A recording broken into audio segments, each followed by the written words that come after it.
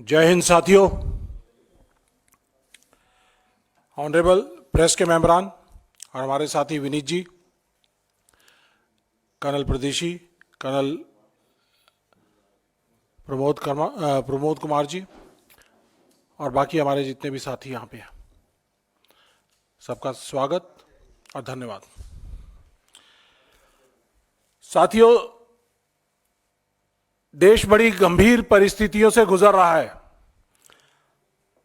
और जैसे ही युवा, महिलाएं, सारे वर्ग परेशान हैं, उसी तरह से हमारे देश के सैनिक, देश के पूर्व सैनिक, उनके परिवार, वो मोदी साहब की मार झेल रहे हैं। मोदी साहब का झूठा राष्ट्रवाद, झूठा देश प्रेम और झूठा सेना का प्रेम ये देश को गलत दिखा रहा है। देश में दिखा रहे हैं, लेकिन उनके एक्शंस उसके बिल्कुल विपरीत हैं। वो अपने देश की सेना को, सैनिकों को, उनके परिवारों को कमजोर कर रहे हैं, देश की सुरक्षा को कमजोर कर रहे हैं। आज का सैनिक अगर कमजोर होगा तो सेना कमजोर होगी, और अगर हमारे सैनिकों के परिवार, अगर उनको विश्वास रहेगा कि देश उनका लुक आफ्टर करेगा, तो सैनिक अपनी जान देने के लिए सरहद पर तैयार है। भारतीय सेनाएं वर्ल्ड की बेस्ट, श्रेष्ठतम श्रेणी में आती हैं। हमारे फौज के इंस्टीट्यूशंस को डिस्ट्रॉय किया जा रहा है।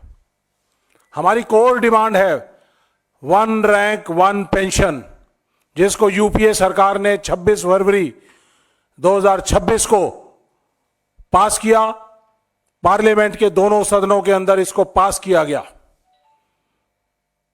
और आज 1 रैंक 1 पेंशन का मजाक बना दिया है इस मोदी सरकार ने। 1 rank and hundreds of pensions, ऐसा मजाक बना दिया है। देश की सरहदों पे काम करने वाले सैनिक अगर डिसेबल हो जाते हैं तो उनकी डिसेबिलिटी का मजाक बना दिया है। हजारों की तादाद में मिनिस्ट्री ऑफ डिफेंस के केसेस जो डिसेबिलिटी फौज ने दी, उसके खिलाफ ministry of defence supreme court में जा रही है। देश का सैनिक कैसे लड़ेगा अगर उसकी डिसेबिलिटी के इश्यूज को एड्रेस नहीं किया तो कैसे? तो साथियों, पहले हम लेंगे जो 1 रैंक 1 पेंशन है, उसमें मैं आपको अपने मोदी साहब का, मोदी सरकार का सच दिखाना चाहता हूं। सच या झूठ, यह फैसला आपका है। 2015 से 14 से लेके और 2024, आज से कुछ दिन पहले रेवाड़ी में उन्होंने रैली की थी, उसके बीच का सच आप लोगों को दिखाना चाहूंगा। तकरीबन 3 मिनट का वीडियो है, 2-3 मिनट का वीडियो है, तो जल्दी से आप विल गो थ्रू इट। तो उसके बाद आप खुद अंदाजा लगाइए कि मोदी जी का सच है या झूठ है। वीडियो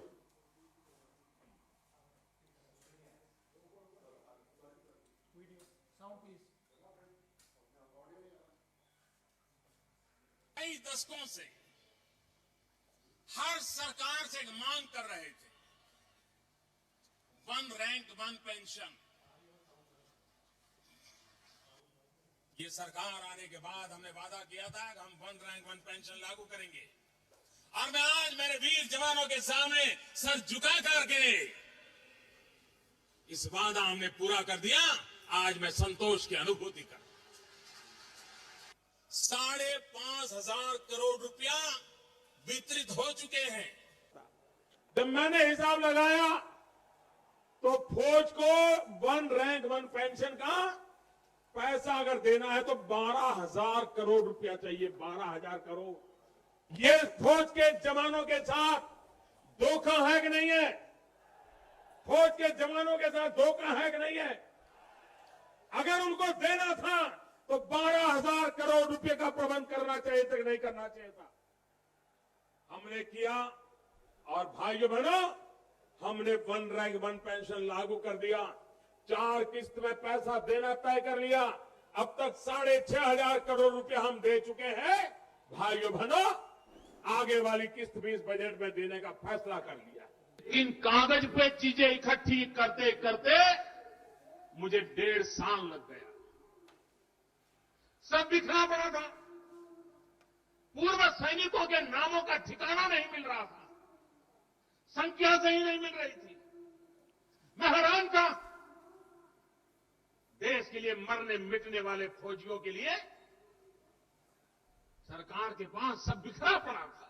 मैंने वादा किया, मैं वादा पूरा करना चाहता हूं, लेकिन सरकार की तिजोरी में इतनी ताकत नहीं है कि एक साथ 12,000 करोड़ रुपए निकाल दें।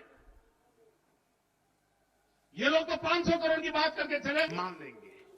भाइयों बहनों, ये निवृत्त फौजियों की ताकत थी कि मैंने निर्णय कर लिया और अब तक 4 किस्त दे चुका हूं। 10,700 करोड़ रुपया उनके खाते में जमा हो गए और बाकी किस्त भी पहुंचने वाला है।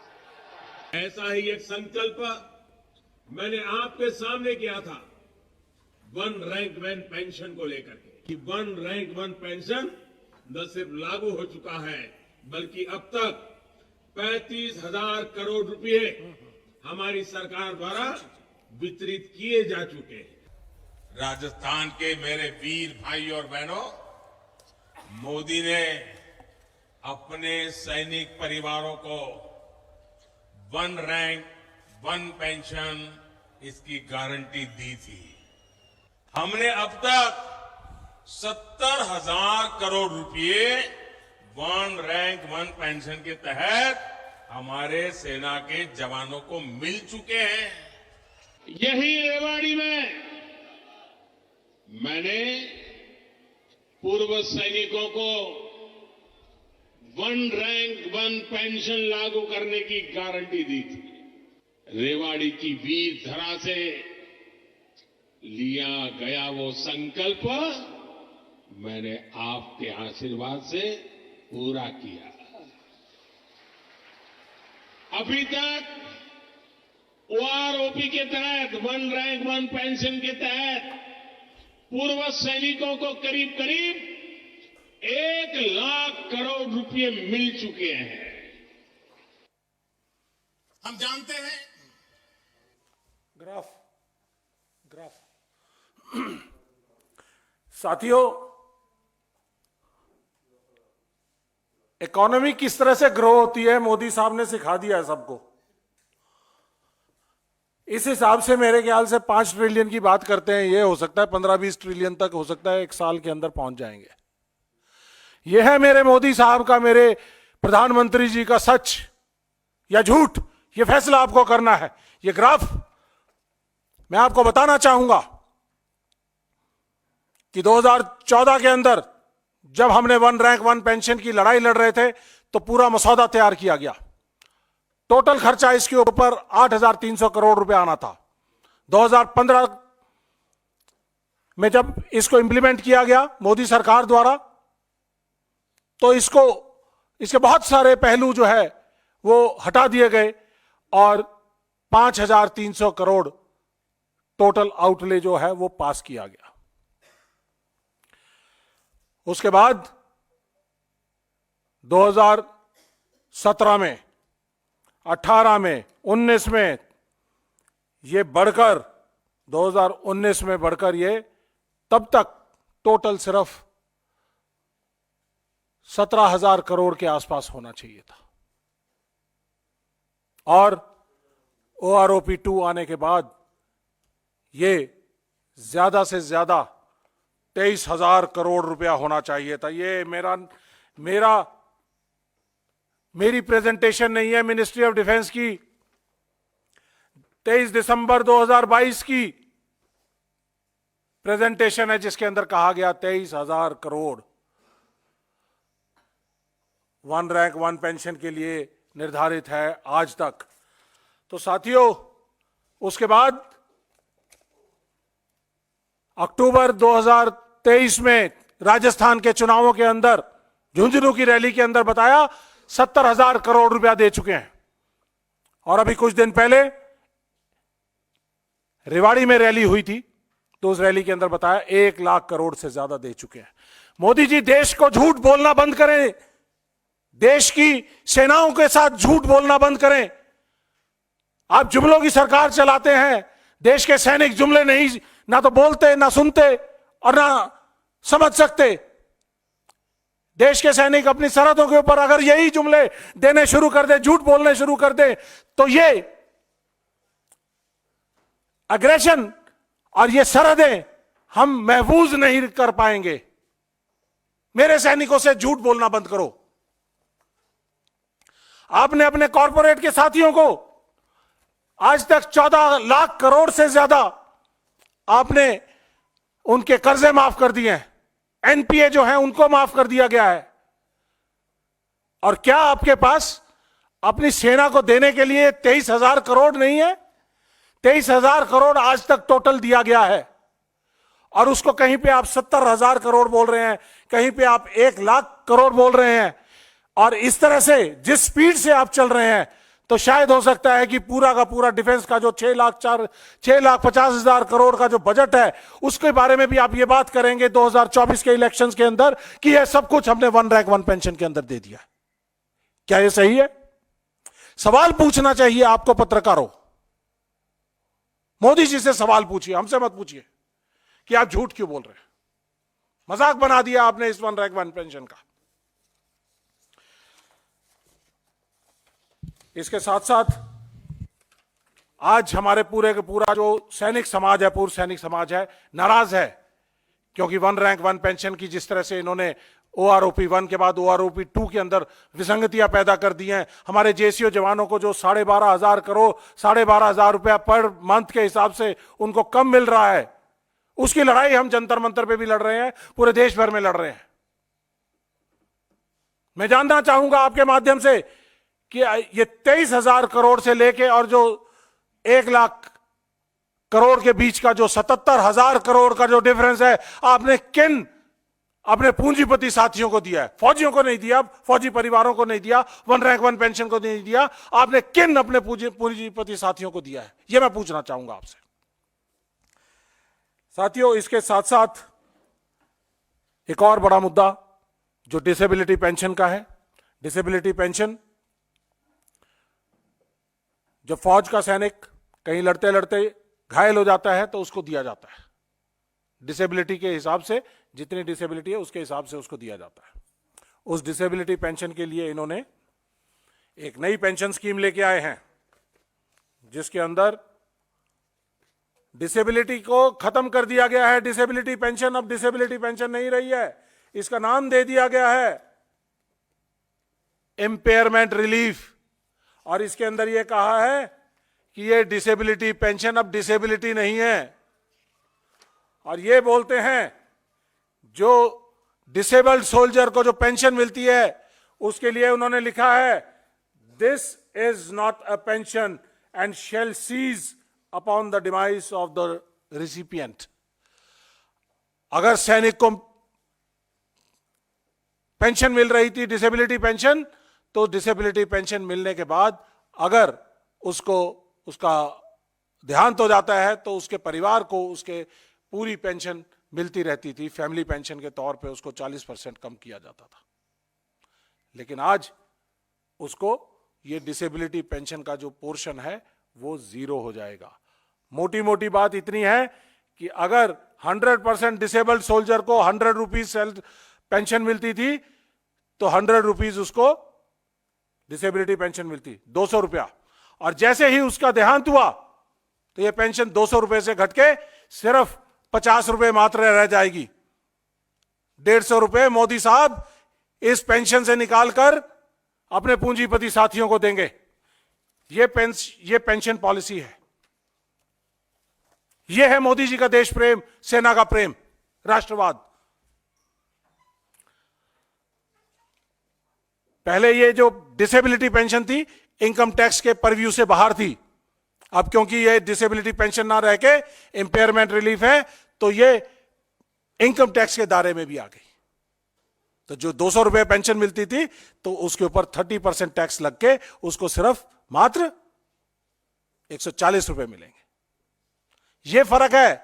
ये जो आंकड़ों का हेर फेर मोदी सरकार कर रही है देश के सैनिकों के साथ, इसका कितना आउटले है? टोटल आउटले सिर्फ 4,000 करोड़।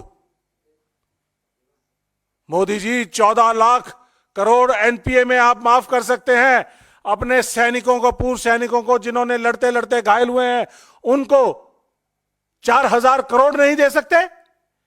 उस 4,000 करोड़ की लूट करने के लिए आपने नई पेंशन पॉलिसी निकाली है और इसको डिसेबिलिटी पेंशन को खत्म करने का काम किया है। शर्म आती है मुझे आप पे, आपके राष्ट्रवाद पे शर्म आती है, आपके सेना के प्रेम के ऊपर शर्म आती है। आपको कोई अधिकार नहीं कि आप सियाचिन में जाकर, कारगिल में जाकर, दराज में जाकर हमारे सैनिकों के साथ होली और दिवाली मनाएं। नहीं चाहिए ऐसी होली और दिवाली आपके साथ। हमें चाहिए तो सेना के घायल साथियों का सम्मान चाहिए, उनके परिवारों का सम्मान चाहिए। हमें 1 रैंक 1 पेंशन चाहिए। और इसका एक और पहलू, जो डिसेबिलिटी पेंशन्स किसी सैनिक को मिल रही थी उसके खिलाफ मोदी सरकार की मिनिस्ट्री ऑफ डिफेंस उनके खिलाफ सुप्रीम कोर्ट में जा रही है। आर्म्ड फोर्सेस ट्राइब्यूनल्स, उन्होंने जो फैसले किए हैं उन फैसलों के, सैनिकों के हक में फैसले किए हैं और उन फैसलों के खिलाफ पीआईएल अभी दायर की गई है। ऐसी ही पीआईएल पहले 2019 में भी दायर की हुई थी। और 2019 के अंदर इलेक्शंस, क्योंकि जनरल इलेक्शंस आ रहे थे, तो उस समय पर मोदी जी ने इसका संज्ञान लेते हुए वो सारे के सारे केसेस सुप्रीम कोर्ट से विड्रॉ कर दिए। आज फिर तकरीबन 3,000 के करीब ऐसे केसेस हैं जो डिसेबल्ड सोल्जर्स के आर्म्ड फोर्सेस ट्राइब्यूनल ने उनके हक में फैसले किए हैं और उसके बाद उसके खिलाफ सुप्रीम कोर्ट के अंदर और हाई कोर्ट के अंदर मोदी सरकार जा रही है। सुप्रीम कोर्ट ने कहा है कि जिस मेडिकल कंडीशन के अंदर आप एक सैनिक को सेना में भर्ती करते हो तो रिलीज के टाइम पे उसकी वही मेडिकल कंडीशन होनी चाहिए। उसके तहत अगर उसकी कोई भी मेडिकल कंडीशंस में फर्क होता है तो वो सेना के स्ट्रेस, स्ट्रेन, लड़ाई और सब चीजों को संज्ञान में लेते हुए वो सैनिक की डिसेबिलिटी मानी जाए। ये कहा है उन्होंने, the supreme court has already ruled that the benefit of doubt is to be given to soldiers disabilities irrespective of manner of exit from service and whether the disabilities have occurred in peace or field। ये supreme court कह रहा है, मैं नहीं कह रहा हूं, supreme court ने माना है। लेकिन मोदी सरकार इसको नहीं मानती है। मोदी सरकार के खिलाफ, मुकुल रोहतगी जी के खिलाफ स्ट्रिक्चर्स भी पास किए गए और कहा गया कि this is causing loss to the state and embarrassment to the government. The supreme court had thereafter passed strictures against MOD for challenging settled pension cases by the AFT armed forces tribunals. आज 2023 के अंदर ऐसे ही 3,000 से ज्यादा cases हैं। मोदी सरकार, आपको मैं यहां से आपके माध्यम से कहना चाहूंगा कि इनको तुरंत प्रभाव से वापस किया जाए और सोल्जर्स को सम्मान दिया जाए। आखिर में एक और बड़ा मुद्दा है, जो सोल्जर्स हमारे देश की सेवा करके वापस आते हैं, रिटायर्ड हो जाते हैं, उनको मेडिकल स्कीम है, ex serviceman contributory health scheme, जिसकी जरूरत थी 10,000 करोड़ रुपया। मोदी साहब ने आज तक 2023 और 24 का जो बजट था उसके अंदर इसका सिर्फ 4,700 करोड़ रुपए का प्रोविजन रखा, और 4,700 करोड़ के अंदर हमारे पूर्व सैनिकों के जो मेडिकल कंडीशंस हैं उनका ध्यान नहीं रखा जा सकता।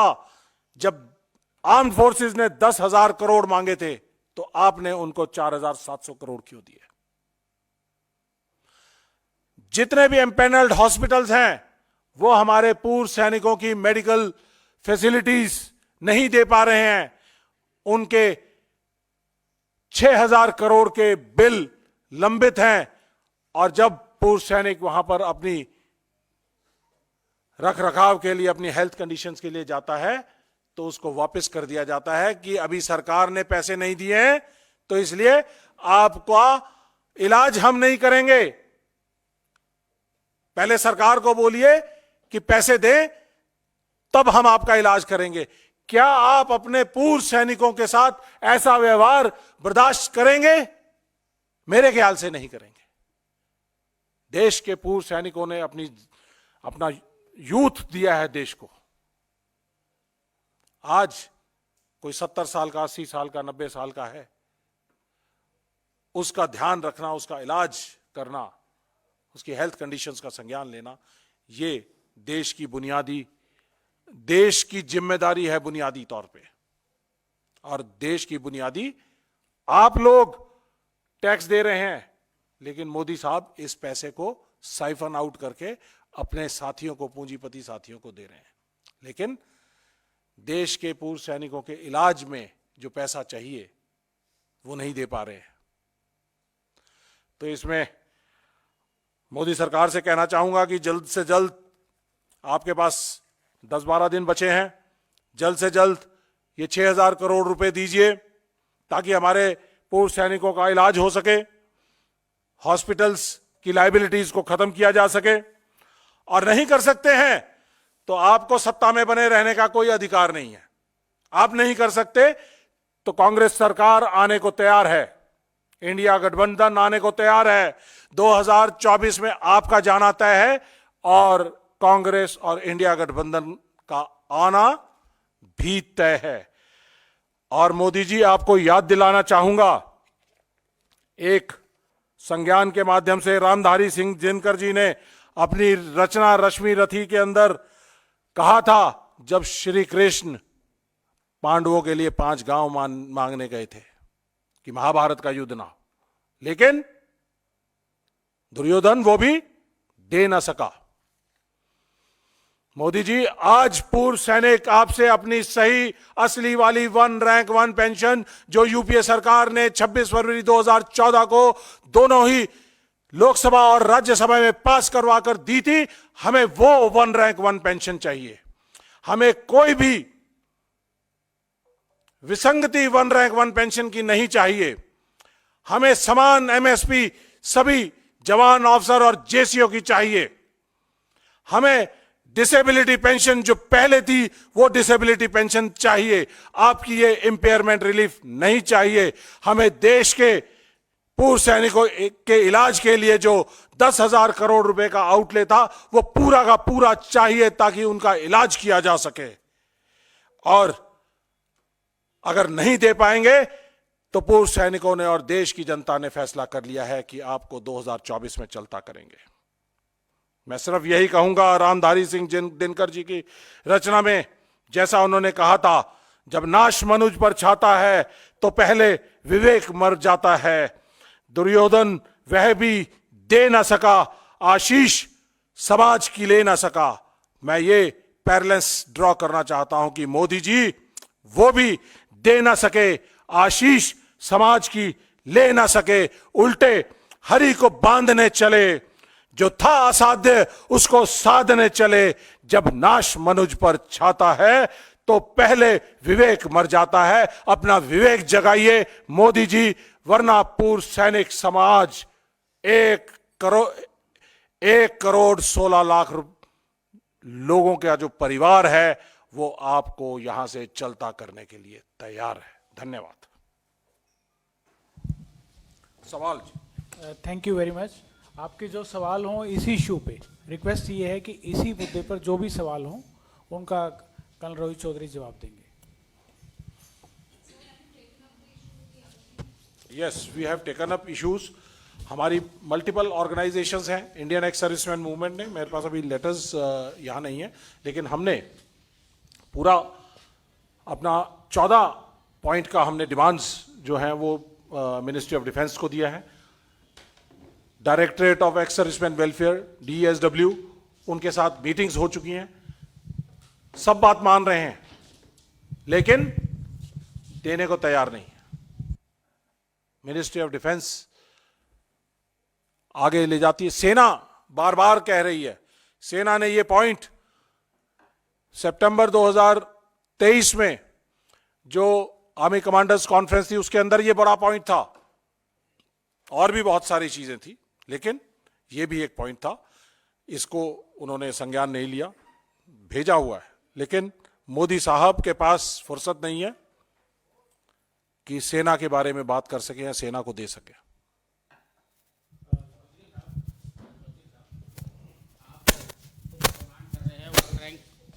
वन रैंक वन पेंशन की डिमांड कर रहे हैं। आप ये कह रहे हैं कि 2014 में यूपीए गवर्नमेंट ने जो पास किया था, और अभी आप कह रहे हैं कि मोदी जी ने जो दिया है 23,000 करोड़ रुपया दिया है, तो what is the difference between both? देखिए, वन रैंक वन पेंशन का बड़ा सिंपल सा डेफिनेशन है, ये मैं आपको थोड़ा सा आप लोगों के समझ के लिए मैं आपको ये 26 फरवरी 2014 का यूपीए का ये ऑर्डर है, इसके अंदर एक डेफिनेशन दी गई थी। वन रैंक वन पेंशन बड़ा सिंपल, समान रैंक, समान लेंथ ऑफ सर्विस, समान पेंशन, चाहे वो कभी भी रिटायर हुआ हो या आगे कभी रिटायर होगा, सबकी सेम पेंशन, ये माना गया। लेकिन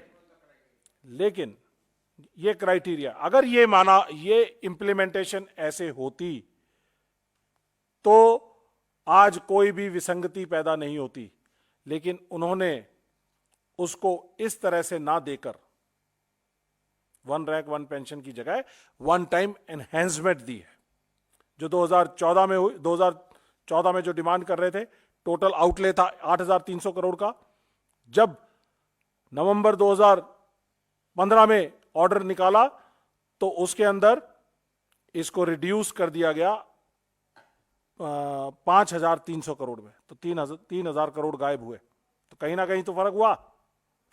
उसके अंदर यह कहा गया कि जो वॉलंटरी रिटायरमेंट आते हैं तो उन लोगों को इससे वन रैंक वन पेंशन से दूर रखा जाएगा। क्यों? फौज में पेंशनधारी तभी बनता है जब उसकी 20 साल की सर्विस हो जाती है, ऑफिसर जवान 15 साल की सर्विस हो जाती है, तब उसको पेंशन मिलती है। हमारे यहां कोई सिस्टम नहीं है वॉलंटरी रिटायरमेंट का। पूर्व सैनिक वो तभी बनता है जब 15 साल उसके पूरे हो जाते हैं, पेंशनधारी बन जाता है, तो उसको क्यों महरूम रखा गया? तो ये बहुत सारी चीजें हैं, इन्होंने लगातार, हम इस बात को उठा रहे हैं, 2019 के अंदर इसकी इक्वलाइजेशन की गई, वन रैंक वन पेंशन के हिसाब से हर साल इसकी इक्वलाइजेशन होती है, लेकिन जब इक्वलाइजेशन अब 5 साल में करोगे तो 5 साल में हर साल 12 महीने रिटायरमेंट्स होती हैं, हर एक की अपनी अपनी अलग अलग पेंशन होगी, 12 गुना 5 60 पेंशन एक रैंक की, और अलग अलग सर्विस हुई तो कितना कॉम्बिनेशन, अगर परमिटेशन कॉम्बिनेशन अगर बनाना चाहे तो हजारों तरह की पेंशन बन गई। तो ये फर्क है। हमारा सिर्फ सवाल ये है कि आप देश से और देश के सैनिकों से झूठ नहीं बोल सकते। आपने 1 लाख करोड़ कैसे बनाया जब 2022 के अंदर टोटल आउटले अभी तक का 23,000 करोड़ था? कोई बात नहीं, ठीक है, तो ये सब 23,000 करोड़ था, तो आज उसको 1 लाख करोड़ कैसे बना दिया? मैं सवाल सिर्फ एक पूछना चाहूंगा कि 70,000 करोड़ अगर अक्टूबर 2023 में था, तो आज 3 महीने के अंदर वो 1 लाख करोड़ कैसे हो गया? 30,000 करोड़ कहां बढ़े? इतनी स्पीड से तो मोदी साहब, मेरे ख्याल से अगर हम 10 साल की जीडीपी लगाएं तो 10 साल की जीडीपी भी नहीं बढ़ सकती है। ग्रोथ रेट कितना? 33%। जीडीपी का ग्रोथ रेट क्या है? 6%। तो आप 33% तो 3 महीने में बढ़ा गए। तो क्या किसको बेवकूफ बना रहे मोदी जी? दिखता है सबको, सबको समझ आता है। आप लोग पत्रकार बंधु हैं, बताइए। हाँ जी।